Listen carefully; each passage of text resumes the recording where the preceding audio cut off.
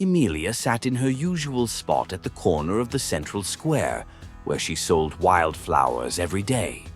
She loved this moment, watching the life of the city unfold, delighting in the bright blooms in her basket, and, strangely enough, observing the passers-by who often stopped to buy flowers from her.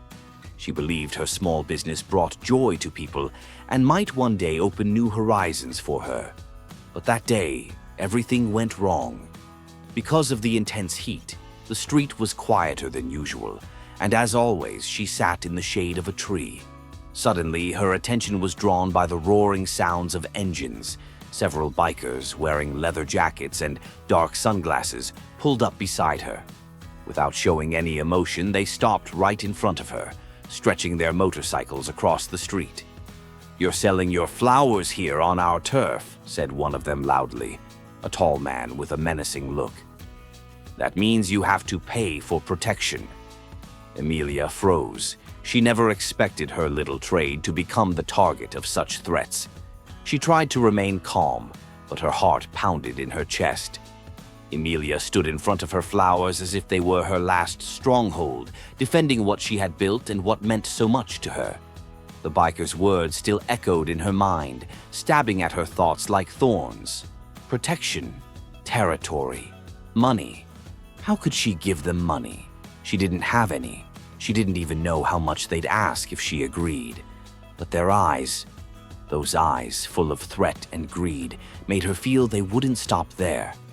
Fear weighed heavily in her chest, and her thoughts were a tangle. Each breath felt like a struggle. She looked around, trying to find help, anyone who might intervene. But the square was almost empty, and her silent cries seemed to vanish into nothing. People walked past, unaware of her distress, not stopping. In that moment, she realized she could lose everything. These bikers weren't just going to take her flowers. They would take her dream, her confidence, and her right to live life the way she imagined it. Emilia wanted to scream, but the words caught in her throat. She stepped back, her fingers tightening on the basket's handle, her hands beginning to tremble.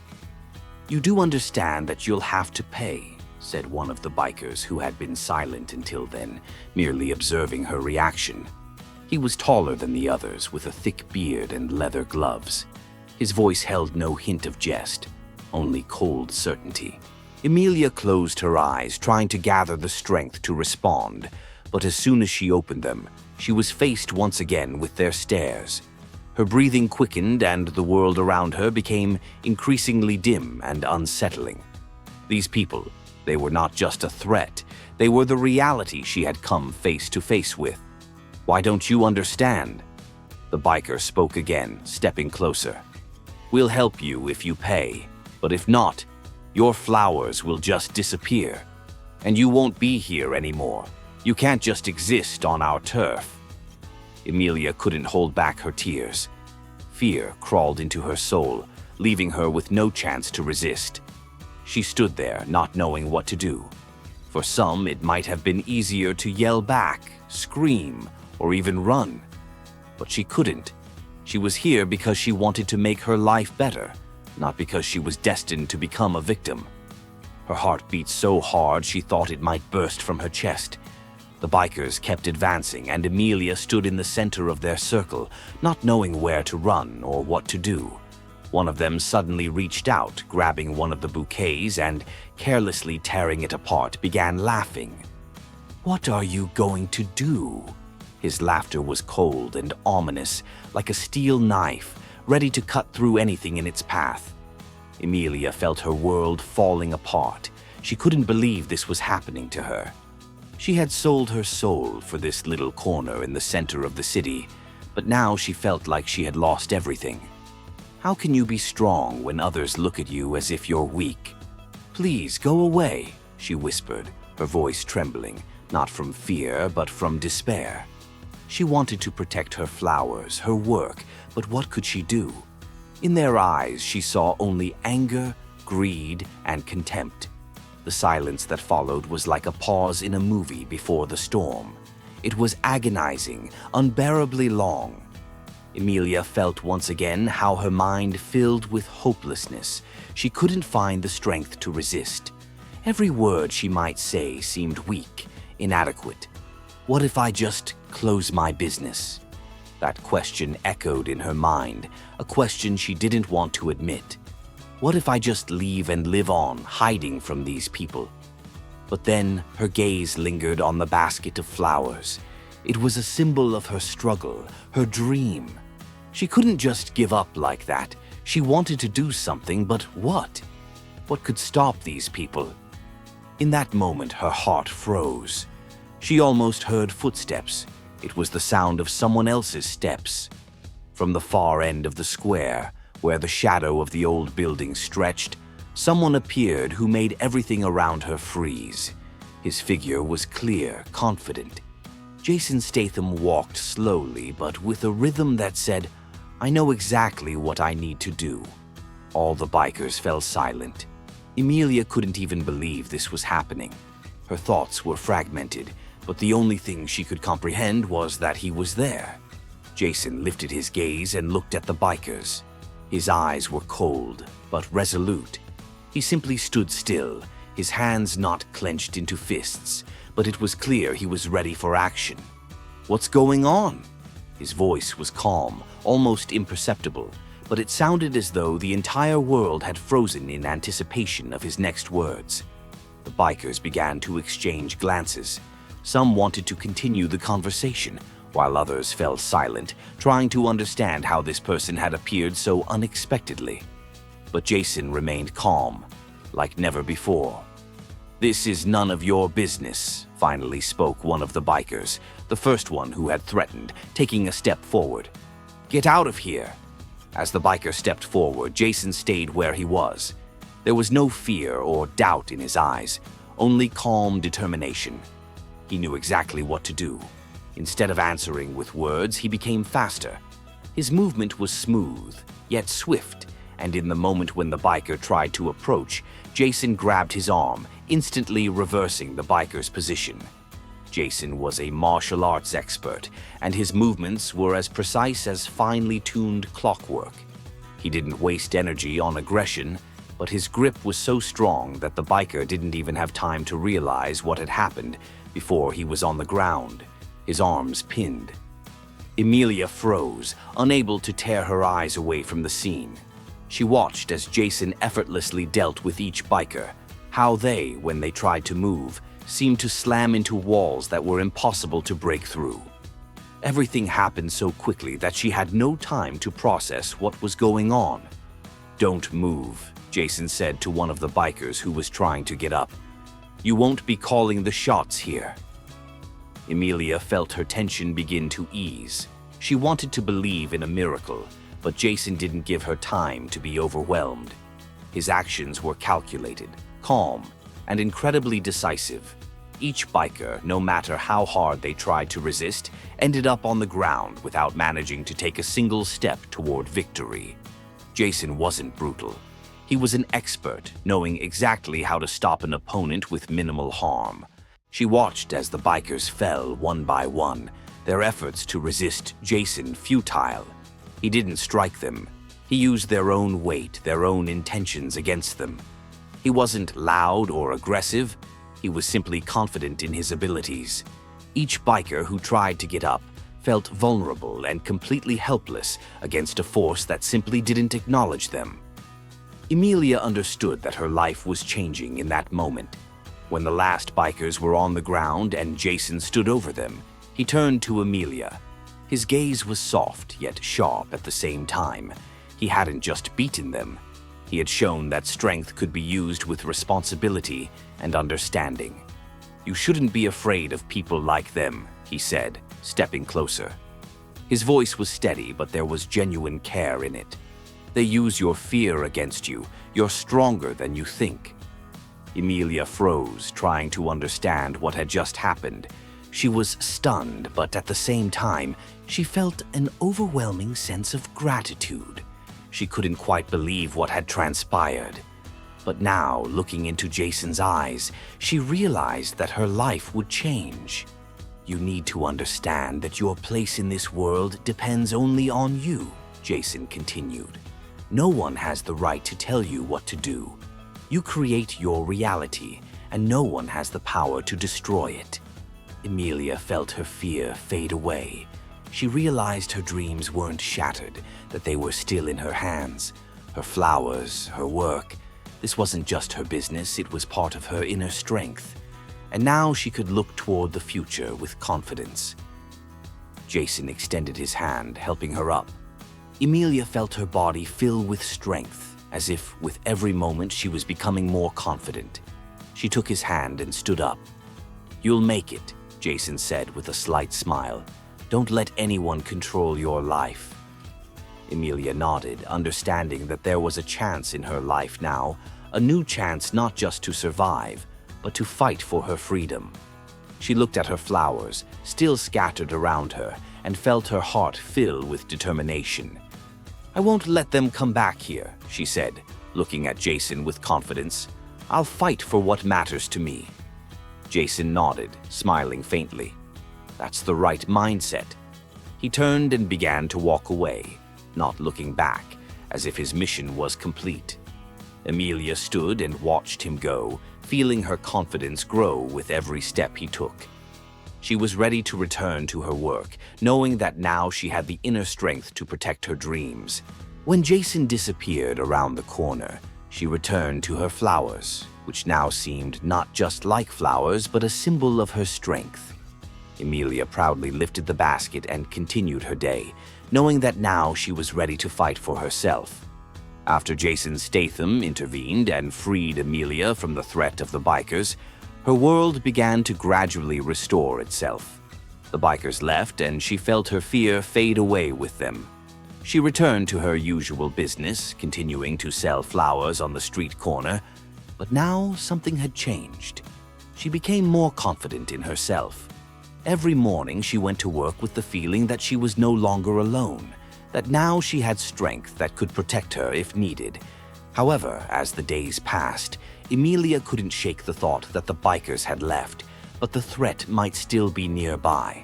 No matter how hard she tried to avoid these thoughts, they kept coming back. And then, on the 5th week after the incident, when it seemed like her life had settled down, she found herself facing an unpleasant situation again. One evening, as Emilia was getting ready to close her shop, she noticed something strange. A group of people in black suits stood on the adjacent street, their presence too intrusive. Emilia felt her heart tighten. These people weren't bikers, but something about their behavior reminded her of the previous threats. She decided not to take any risks and quickly closed the shop. But what happened afterward was even more disturbing. As she left the shop and headed for her car, the same man who had once left her a threat in the cafe was waiting for her. He was now with other men in black suits, and his face was calm, but there was a threatening look in his eyes. "We thought it wouldn't hurt to remind you of our presence," he said in a cold voice, as if this meeting was inevitable. Emilia wasn't afraid. All her efforts to build her business and maintain her independence had not been in vain. She no longer felt the weakness she used to feel when facing threats. In that moment, she remembered Jason's words. "You're stronger than you think." Emilia turned to the man and said firmly, "I'm not afraid of you. If you think you can destroy everything I've built, you're wrong." The man looked at her with interest, but there was no surprise in his gaze. If anything, it was more like respect. "You don't understand. This isn't your choice. You won't be able to protect everything you hold dear on your own," he said, and his words hung in the air. Emilia felt a new wave of determination rise within her. These threats were not going to hold her back. She knew now that she didn't have to fight alone. She could rely on her strength, her business, and possibly on the help of someone who had once been her protector. Before Emilia could respond, a familiar voice suddenly rang out nearby. "I think we'll talk about this a little later," said Jason Statham, stepping out from around the corner and walking toward her with firm confidence in every step. The man in the suit froze in place, his expression changing to one of more caution. "You're here again?" he asked, his voice cold. Jason stopped beside Amelia, his gaze direct and unwavering. "You're not afraid of me, so you're not afraid of them," Jason said, addressing the man. "But you're wrong if you think you decide who stays and who goes." The men in black suits began to retreat, and Amelia felt the tension lift from her shoulders.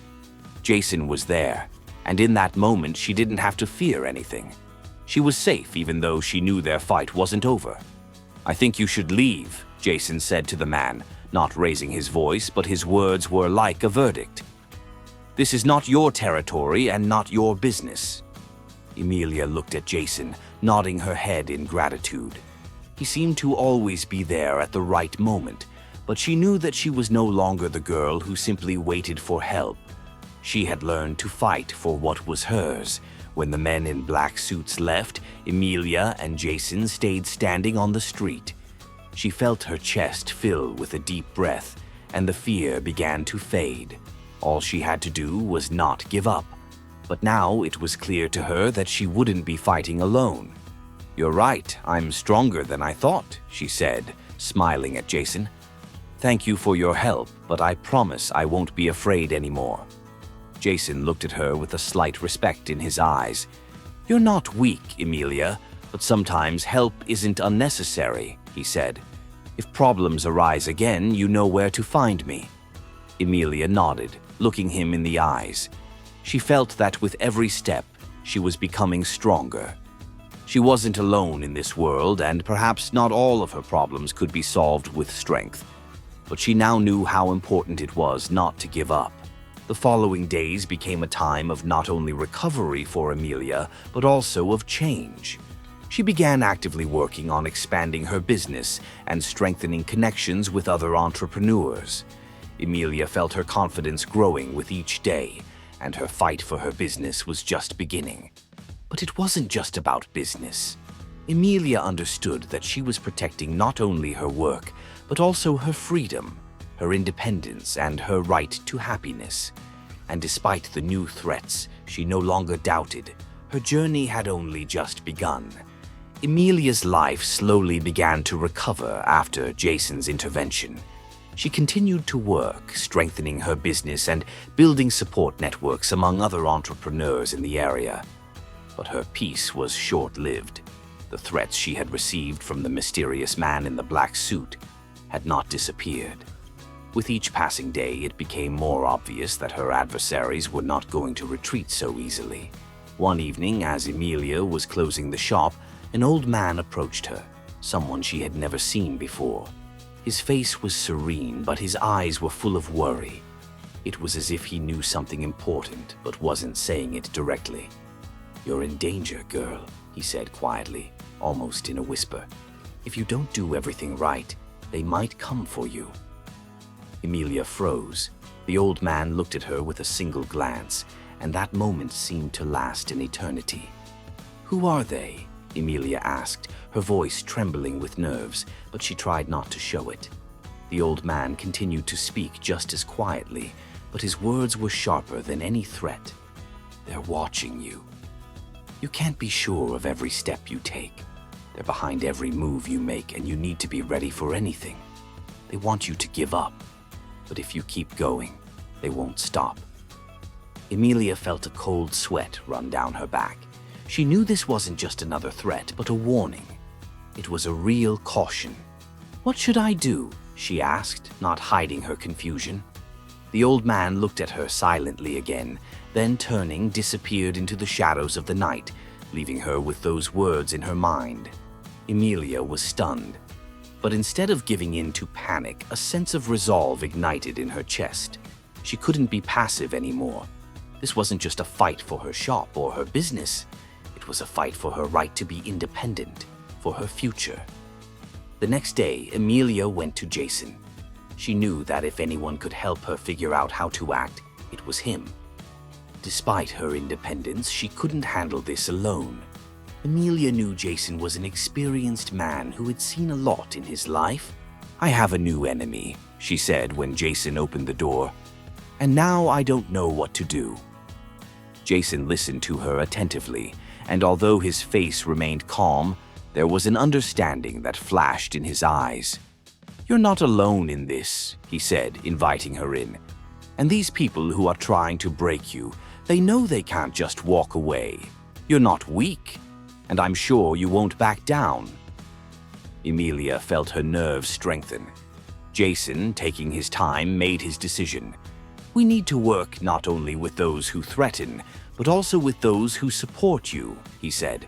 "We'll create a strategy so they understand you're not alone." Emilia agreed, and they began working on a plan. Jason suggested several important steps: strengthening relationships with other local entrepreneurs, creating public support, and organizing events that would draw attention and show her resilience. With each day, Emilia grew more confident in her actions. Instead of fearing possible threats, she decided to use them as motivation for growth. In the coming weeks, she began actively engaging with other entrepreneurs in the area, emphasizing their support. She organized several events in her shop, gathering local residents and entrepreneurs to discuss business initiatives and the development of the neighborhood. Each time, she drew attention to her work and her willingness to fight for her place. With each new event, her shop became not only a place for selling flowers, but also a space for meetings and discussions. Emilia felt her business growing stronger, her reputation expanding, and most importantly, she felt that she had support. People began openly talking about how they saw her success and how they supported her fight. A week later, Emilia met with the men in black suits again. They came into her shop, not trying to hide their aggression. This time, she was ready. "You're still a problem," one of them said, staring into her eyes. "You should know that your game will end soon. Everything you're building is just sand." Emilia, without flinching, looked him in the eyes and replied, "This is not your game, it's mine, and I will fight for what I've built." She paused, then added, "If you want me to give up, you'll have to do more than just threaten. I'm not afraid of you, and I won't back down." The men silently exchanged glances, and without saying another word, turned around and left. Emilia felt her confidence grow. She wasn't going to back down, and this meeting only strengthened her resolve. After some time, it became clear that the threats began to lessen. The bikers, and those behind them, started to realize that Emilia wasn't as vulnerable as they had thought. She had not only strengthened her business, but had also built a protection around herself, making her place not just a shop, but a symbol of her fight. Each day, her life became brighter. And although she didn't forget that the threat could return, she knew that now she had all the tools she needed to face any challenges. Emilia was no longer the person on the edge of despair. She was someone ready to fight for her place in the world. Emilia couldn't sleep peacefully. At night, her thoughts were occupied not only with the threats that had become part of her life, but also with the possible consequences that could follow. The men in black suits had returned, and now she realized they weren't just her enemies, but those who controlled the city. They controlled not only businesses, but also the people who were ready to submit to them, paying a high price. Emilia knew she couldn't just sit back. This was not just a fight for her shop, but for her independence, for her future. She wasn't planning to retreat, but she understood that to win, she would have to take steps she hadn't considered before. Her opponents played by their own rules, and now she had to learn to play by hers. Emilia gathered her strength and made the decision to act. She couldn't let her business become a pawn in someone else's hands. The next day, she met with Jason to discuss a strategy. Her plan was simple, but risky. "If they think they can intimidate me, they're wrong," she said. "But for that, I need to create public support. We need to unite people, entrepreneurs who face the same threats, and show that we are a force to be reckoned with." Jason listened to her and nodded. He knew Emilia was ready to fight, but even for him, her determination was impressive. "You're not alone in this," Jason said. "But remember, your step is not just a challenge to them, it's a challenge to the system." You have to be prepared for the fact that this won't just be a conflict with a few people. It could turn into a real war. Emilia wasn't scared. She knew she had the strength and resources to take control of the situation. She started organizing meetings with other entrepreneurs and influential people in the area. She knew it would be a long process, but she was ready to fight. The following week, Emilia arranged a meeting for local entrepreneurs to discuss possible ways to counter threats and manipulation. She invited anyone willing to stand against what was happening in the city, and despite the risks, she felt she was taking the right step. This wasn't just her business. It was an opportunity to show everyone that weak and frightened people shouldn't be manipulated. At the meeting, Emilia convinced others that only by joining forces could they stand their ground. She suggested uniting businesses into support networks, and in the case of a threat, acting in unison. Her words resonated with many. By the evening, it was decided that in the event of another attack, they would all act together. But the next day, as Emilia was returning home, she noticed that the same men in suits had visited her shop again. She felt the tension return.